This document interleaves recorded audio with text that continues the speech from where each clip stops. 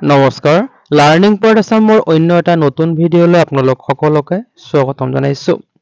অংগনবাড়ী কৰ্মী আৰু সহায়িকাসকলৰ জানিবলগীয়া এটি বিশেষ খবৰ এই ভিডিঅ'টোৰ জৰিয়তে আপোনালোকক অৱগত কৰিবলৈ চেষ্টা কৰিম আশা কৰোঁ ভিডিঅ'টো শেষলৈকে চাব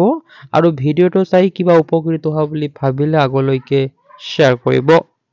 ইয়াত এটা বিশেষ সূচনা এই ভিডিঅ'টোত উপস্থাপন কৰা তথ্যখিনি ফেচবুক পেজ চিআইটি আসামৰ পৰা সংগ্ৰহ কৰা হৈছে সচল ধৰ্ণাস্থলীত বৃহৎ সংকল্প অংগনবাড়ী কৰ্মী আৰু সহায়িকাৰ চৰকাৰৰ প্ৰতাৰণাৰ জবাব দিয়া হ'ব ইভিএম মেচিনত লোকসভা নিৰ্বাচনৰ নীতি নিয়ম জাৰি কৰাৰ বাবে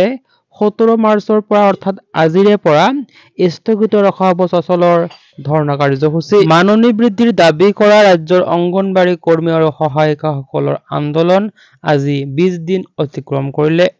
দিনে ৰাতিয়ে অবিৰতভাৱে চলাই থকা অংগনবাড়ী কৰ্মী আৰু সহায়িকাৰ গণতান্ত্ৰিক আন্দোলনক মহিলা আৰু শিশু কল্যাণ বিভাগীয় মন্ত্ৰালয়ে আলোচনাৰ নামত বাৰে বাৰে প্ৰতাৰণা কৰিছে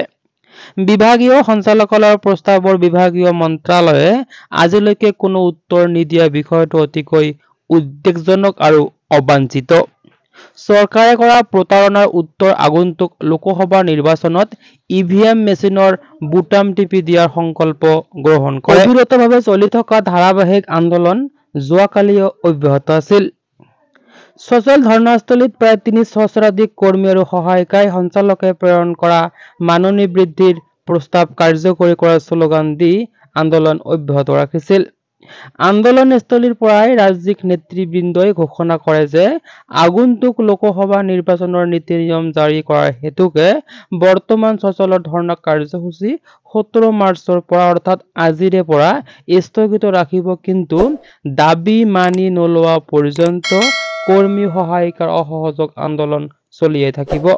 অৰ্থাৎ লোকসভা নিৰ্বাচন শেষ নোহোৱা পৰ্যন্ত ৰাজ্যখনৰ কোনো কেন্দ্ৰৰ কাম-কাজ নচলিব উল্লেখযোগ্য যে লোকসভা নিৰ্বাচন শেষ হোৱাৰ 7 দিনৰ ভিতৰত যদি মাননী বৃদ্ধিৰ চৰকাৰী ঘোষণা নকৰে তেতিয়াহ'লে 8 নম্বৰ দিনটোত দিছপুৰ ঘেৰাও কাৰ্যসূচী লোৱাৰ সিদ্ধান্ত গ্ৰহণ কৰে অংগনবাড়ী কৰ্মী আৰু সহায়িকাসকলে